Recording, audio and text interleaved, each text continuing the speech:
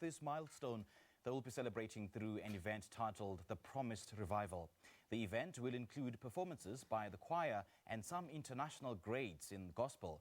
The ensemble brings a new worship experience with perfectly synchronized harmonies from various gospel acts in a show designed to spiritually uplift audiences.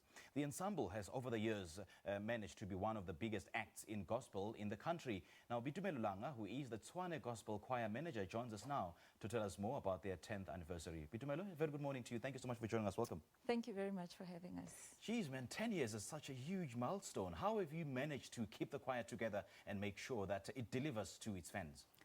I think, first of all, if you dedicate what you are doing to God, then you know that it's not by your own strength or might that you are doing it, but it's truly by the grace of God. So dedicating it to God, the vision to God for starters, has made us to come this far.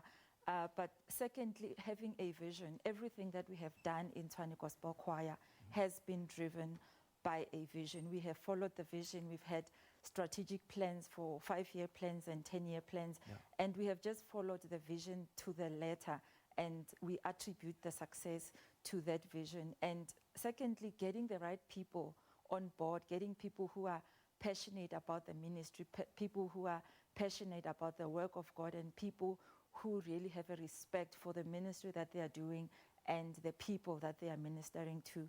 Just that passion and respect and reverence for what we are doing has really made us to come this far.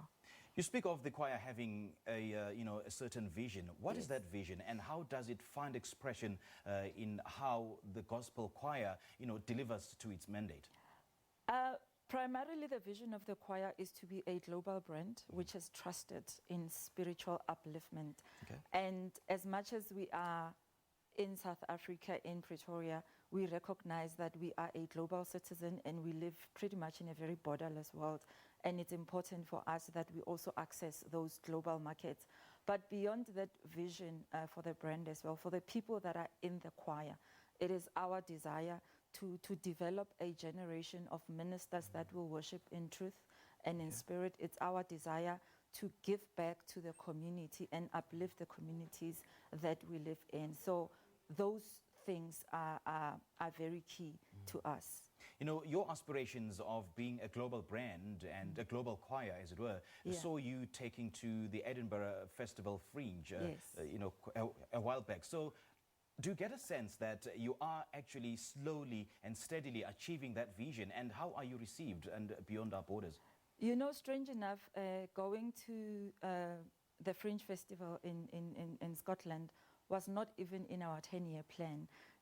It was just a lucky break. We had Bekinene working with us who came with the idea, and he connected us with people who really made it happen for us to go to Edinburgh. So it was really a lucky break for us, and we are truly grateful for the people that really played a part in that initiative.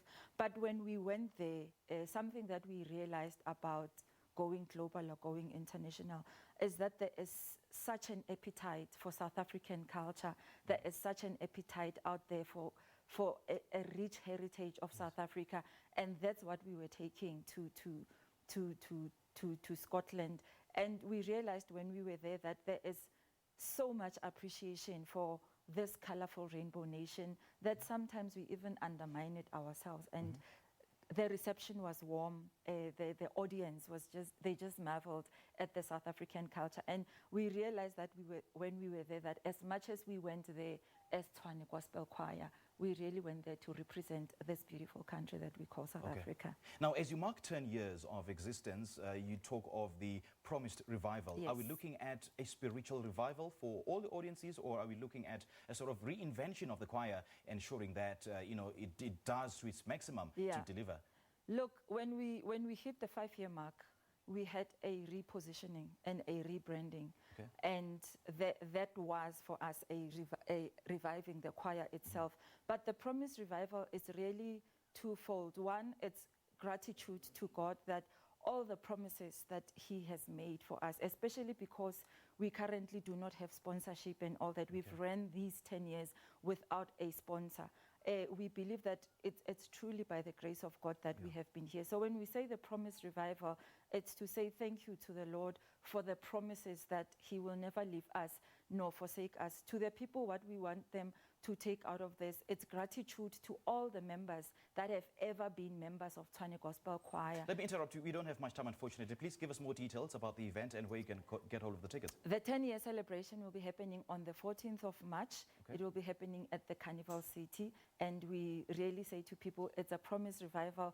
We promise new revival, new music, new composition, everything that will be of excellence.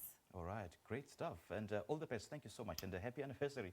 Thank you very much. Can I just take this moment to pay please, tribute please. to Ubab Shabalala, who passed on as a gospel ensemble? We want to say thank you to his legacy. Yes. He's the one that opened the global stage for South Africans, and for that, we are truly He grateful. certainly did. He certainly did. Thank you so Thank much, Boitumelo.